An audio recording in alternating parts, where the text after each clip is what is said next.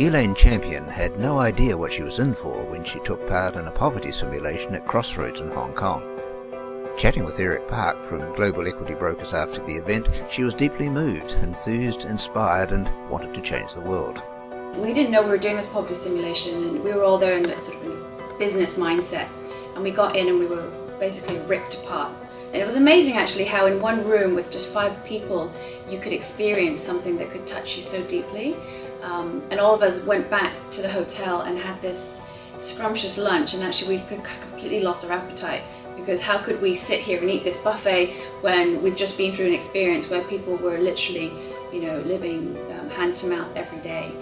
Personally, I was really moved by it, so much so that I went home that night and said to my husband, I think I have to quit my job and go and work at Crossroads, and what we're doing is not meaningful enough and all that. But obviously that didn't happen, because reality is the fact that you've got a young family and you need to support them.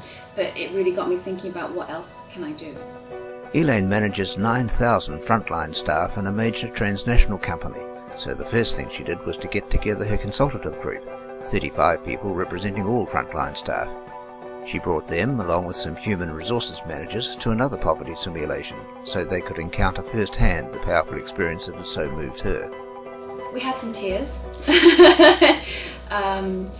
People were really moved. I don't think you can go through that simulation and not be moved by it, or at least be your mindset change a little bit.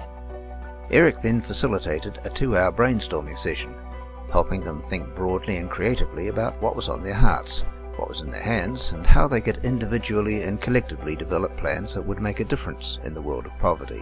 And I think that was really what was key for us is, maybe we're not going to quit our jobs, and, people like Eric Park, who I look up to so much, has done that, and that's amazing.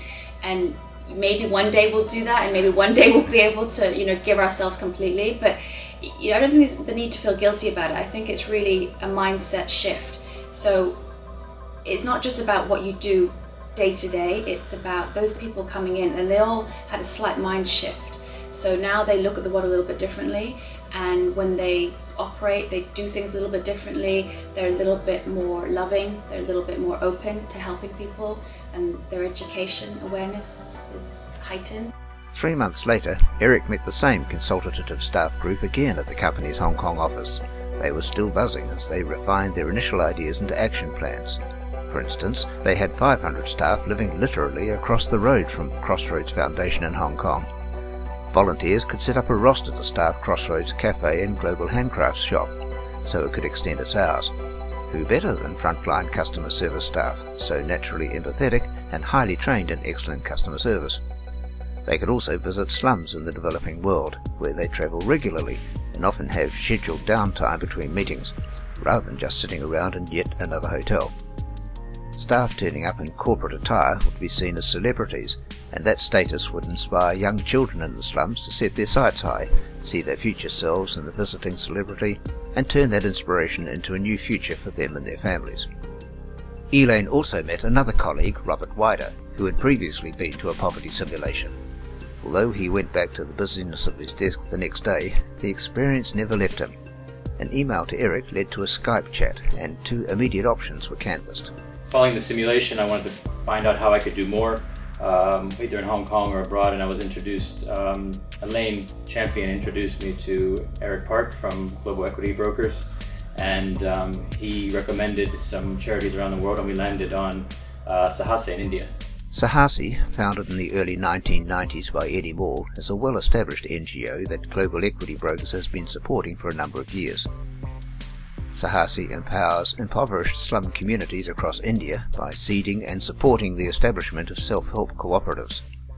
Focusing on women with families, this includes health, education, self-funded microfinance, and community empowerment, in such a successful model that support groups are spreading on their own accord through slums in Indian cities, transforming lives for good. Meeting them was an experience Robert will never forget. The whole weekend with him and his team in Mumbai and Pune was a transformational experience for me. And to see firsthand how much they are impacting India, impacting the slums, changing people's lives was a truly unique experience. On return to the corporate office, Robert used his role and influence to encourage colleagues to develop a new dimension in the relationship between his company and Crossroads Foundation. Having seen, smelled and tasted some of the impact NGOs can have in the developing world and how he could make a difference himself, even in his day job. One of the ideas that we've been exploring is how to work more on a corporate level with charities such as Sahase or charities such as Global Equity Brokers, and that's another way to kind of try and make it work, because you've got so many resources on the one side, which is the company, and so many resources needing help in the rest of the world. If we can leverage that and make that work, that's one of the other areas that we're looking at. All this came from one woman sitting in a simulation, inspired and wanting to do something. All it took was sharing her dreams, enthusing her colleagues, passing on the inspiration, using her influence and taking friends and colleagues along on the journey. In turn, Global Equity Brokers came up with the opportunities for these two people who wanted to do something with their skills, expertise and time to help the world. People are very interested generally across the board in charity work. Everybody wants to make a difference, but the problem is or the struggle or the challenge is that no one knows how to make a difference, or how to start or where to start. It's such a big global problem. A lot of the times it's about influencing. It's about influencing other people to help. It's about influencing at your company to make a difference from a CSR perspective. And so there are a multitude of ways in which you can make an impact. I think it's really admirable that if you could go and take 2 weeks off and go do a project and physically help people, or you can raise, $500,000, or you can, do something tangible. But more importantly, it's that if you care, that's actually a pretty good start. If you care and you can influence other people to care, and their actions, no matter how small or how big, I think that in itself is something we should all do more. You may feel like you're not doing a lot, but if someone stops caring, then someone's life is going to be affected, or thousands of lives are going to be affected.